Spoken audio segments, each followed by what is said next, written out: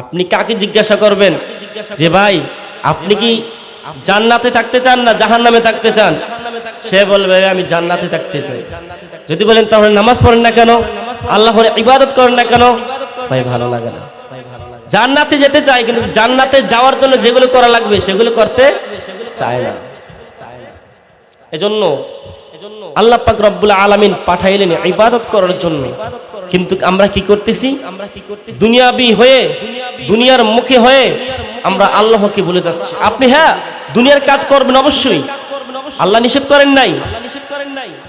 5 ওয়াক্ত নামাজ ফরজ করেছেন, এই নামাজের জন্য অত্যন্ত সময়টা রাখতে পারেন না। 24 ঘন্টা দেয় সময়, আমরা দৈনিক 24 ঘন্টা পাই। এর থেকে কি 2 ঘন্টা কি আল্লাহর জন্য রাখা যায় না? কি বলেন, রাখা যায়? কিন্তু আমরা কি রাখি? রাখি না। এই 2 ঘন্টা কি মারি? আড্ডা দিই।